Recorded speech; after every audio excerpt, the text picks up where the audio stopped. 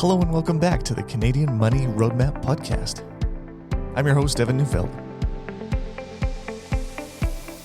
Today we got our first episode of April here, so I wanted to do a wrap-up of some things going on in the news, including the federal budget that was released last week, some changes to oil pricing, a few things with minimum wage, new taxes, and one little wrinkle with a lawsuit for YouTube influencers promoting FTX. Thanks so much for joining me today. If you're new here, once a month or so, I like to look at some things that aren't necessarily always going to be relevant, but things that are happening right now that you might be thinking about. And the feedback on these episodes has been really positive. So thank you so much for those of you who have commented on those. But I like to keep these ones short and just give a little bit of an overview of kind of what's going on with some things in the news. So the main thing that you might have seen recently, some headlines, is about the federal budget. And I know the budget is probably the least sexy way of discussing what's actually going on.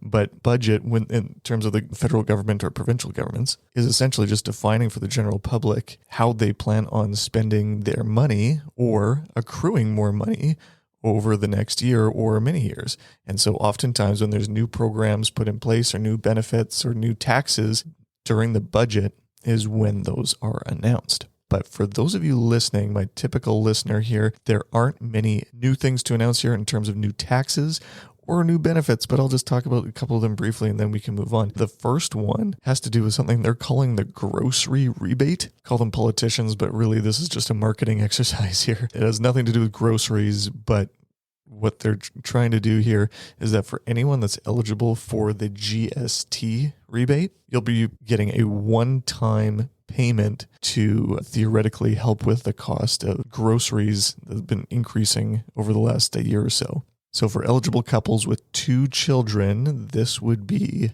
up to an extra $467, and single Canadians without any children up to $234. So this isn't massive, but you can expect a couple $100 coming your way if you qualify for the GST rebate. My opinion on this is that this is a little bit frustrating because this budget was intended to be something that addressed affordability for the middle class.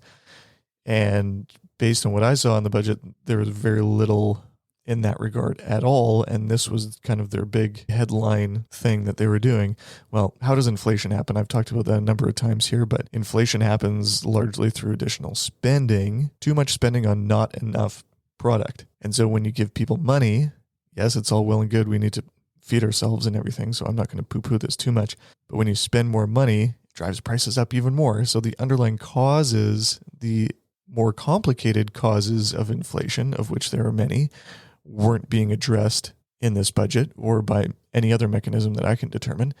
And so this feels a little bit like fighting fire with gasoline a little bit, because if prices are already high and you just give people more money to spend more money on higher priced goods, guess what's going to happen? Prices are going to keep going up. So I don't think it's going to move the needle necessarily, but it's also not going to do anything in terms of affecting inflation. The second thing that they change that will affect most of my listeners is RESP changes. So the big thing that they changed there is increasing the amount that you can withdraw from an RESP plan in the first 13 weeks of the program. We don't need to get into this too much, but essentially it'll allow you to take out more money right when you first start. So the change is now up to $8,000 for a full-time student and $4,000 for a part-time student. Again, this theoretically could help out with the rising cost of tuition and books and room and board and things like that, because one of the only restrictions that there are on RESPs are the withdrawals that you can make in the first semester. I think the intended purpose there is to limit how much you can withdraw right away to prevent people from fake applying for school and then just emptying the account. They want to create as many incentives and disincentives for one to continue on with a long program. So like say a 2-year diploma program or a 4-year degree or beyond. But this change will just make it easier to cover off more of those costs in the first semester of a program. And for a lot of people, if you're moving away, a lot of those first-time costs might be incurred in your first year. You're getting your first computer, you're getting your dorm set up, all these different things. And so this is good. That was a welcome increase. Now, what they didn't change was how much you can actually contribute. So those of us with kids, you can't actually contribute any more or receive any more grant on the way in. It just allows you to empty it a little bit faster. So, you could be one of two minds on whether that is a really good thing or not. Beyond that, in the budget, there was nothing meaningfully different. There was a lot of things that were rumored in terms of taxation, and most of the things that actually came forward will affect very, very, very few people. Most of the budget here was geared towards incentives for sustainable fuel generation and many other green initiatives. Some of them were needed to go hand in hand with what the U.S. is doing, and so remaining competitive in certain industries. And some of it is a little bit of greenwashing, but needless to say, this budget had very little to do with the average Canadian. Speaking of the average Canadian, most of us are driving cars or eat food and all these things that are affected by gas prices. And so two changes that have happened recently that will affect gas prices include a voluntary change in oil production by Saudi Arabia and some other countries within OPEC. So OPEC, OPEC, is an organization of petroleum exporting countries. I guess I should just say the acronym. And Canada is not part of OPEC, but these countries produce some of the highest volumes of oil in the world. And as a result, they can kind of move prices because the more they produce, the more the price goes down, and the less they produce, the more the price goes up. And a lot of these countries are solely reliant on oil and gas revenues to fund their countries, especially since COVID. In 2020, no one was flying, ships weren't moving, all this kind of stuff. And so oil prices, if you remember, they went negative for a while, and you can't sell a barrel of oil for less than nothing and to sustain that for very long. So what happened was a lot of these countries were really scraping the bottom of the barrel, no pun intended, for tax revenues or royalties from resources. And so now that prices have kind of normalized and the world has normalized, now they're kind of sticking their finger in the wound here a little bit and saying, well, if we just reduce our output of oil, we can kind of keep these prices exactly where we want them to be. So Saudi Arabia in particular, they have decided to cut their production by 500,000 barrels a day, let alone the reductions from Iraq, the United Arab Emirates, Kuwait, Kazakhstan, Algeria, Oman, and Gabon. I hope I'm pronouncing that one right. But by reducing production, that means oil prices are going to go up. So what does that mean for you? If you drive a car, if you ship anything, essentially higher oil prices just means higher inflation. So that is going to make things really challenging for the Federal Reserve. That's the central bank in the United States in particular, as they adjust their interest rate policy based on inflation. And so if oil prices meaningfully increase, I'm not sure if they will or if they'll just kind of stabilize here at the higher price, but that can make it really challenging to actually fight inflation based on something that you can't really control. It's just an external price setting from other countries. So this one will kind of be a wait and see moment. For us here in Canada, it's a bit of a double-edged sword because our economy is so reliant on oil and gas revenues that if we can get an artificial bump in the price, that's usually good for the economy because of additional royalties, additional taxation, and on exports, we can make more money that way. However, we all have to live here and drive our cars and whatnot too. So it's a good news, bad news thing when prices go up. Another reason that prices are likely to go up here again soon is because the carbon tax increased. I'm not going to turn this into anything political, just something that I'm going to mention here. So the federal government has increased carbon pricing from $50 a ton to $65 a ton. And so in many jurisdictions here, you can expect a few cents increase on a liter of gas based on this change. Along with that, one change that's going to happen on the other end of the coin is the federal minimum wage is actually set to increase. That was on April 1st. So by the time you're listening to this, it has already gone up. However, this only affects federally regulated private sectors, such as banks, postal and courier services, and interprovincial air, rail, road, and marine transportation. There's a few others, but the increase will help according to the government, around 26,000 Canadian workers. And so the minimum wage is actually going up with the consumer price index. So that was 6.8% last year. And so it was going up along with that. So the federal minimum wage is going up by $1.10 all the way to $16.65. So even though you're likely to pay more for gas, and there's a new alcohol tax and some other things that have gone up here, unrelated to the budget, these are relatively planned. But for those folks on the federal minimum wage, your wages will be increasing.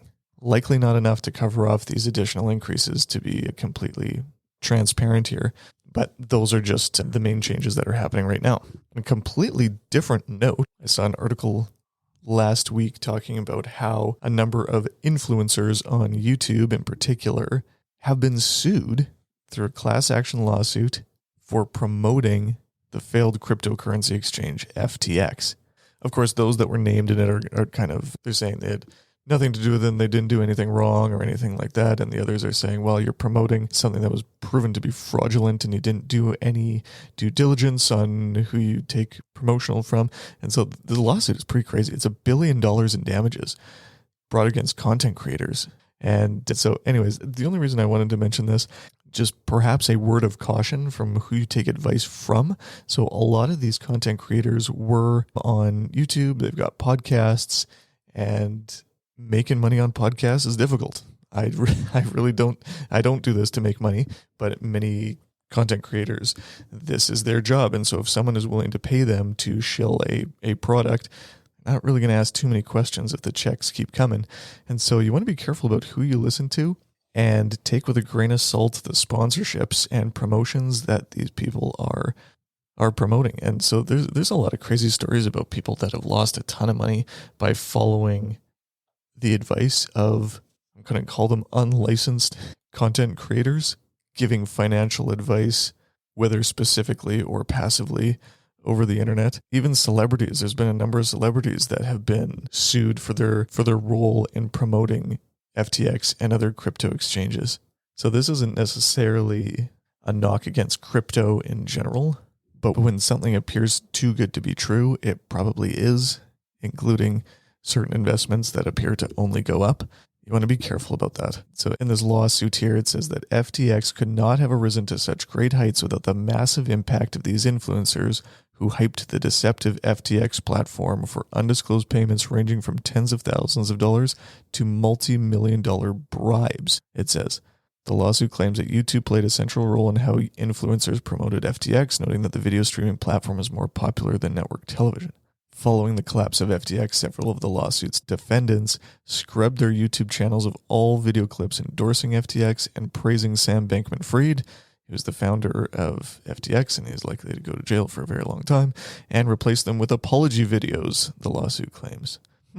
So I hope I don't say anything on this podcast that will ever lead me to making an apology video or anything like that. So anything that you hear from me that sounds like it could be investment advice that is unintentional, because I don't know you and I don't know your situation, and I only give investment advice to clients. So I also don't take sponsorship. I don't have any ads on this podcast for a very specific reason. Not because I'm scared of money. It's because I don't want any outside influence over the messaging that happens here. And as far as guests on the show, I actually have a policy of not accepting any inbound guest requests. So the people that are on my podcast, I have generally reached out to them first. And so I can control exactly what is said, and I bring on experts and interesting people that I know will provide valuable education and informational content for you as my listener. So I'm not dancing on anybody's grave here for seeing certain financial influencers being sued for thousands or millions of dollars here. That's not what I'm saying. But just as a cautionary tale for anyone who watches YouTube or listens to podcasts, be careful who the sponsors are and who might be influencing the content that you're listening to. Anyways, that was a quick roundup of a few things that are going on right now. Thank you so much for listening. And next week, we've got a great episode coming out about the first home savings account. I didn't talk about that because it was announced in the last year's budget, but now they're actually finally coming. And so I've got a great guest coming on to talk about all of the details and some tips and tricks for using the first home savings account. So be on the lookout for that next week. But thanks so much for listening, and we'll see you then. Thanks for listening to this episode of the Canadian Money Roadmap Podcast. Any rates of return or investments discussed are historical or hypothetical and are intended to be used for educational purposes only. You should always consult with your financial, legal, and tax advisors before making changes to your financial plan. Evan Neufeld is a certified financial planner and registered investment fund advisor. Mutual funds and ETFs are provided by Sterling Mutuals Inc.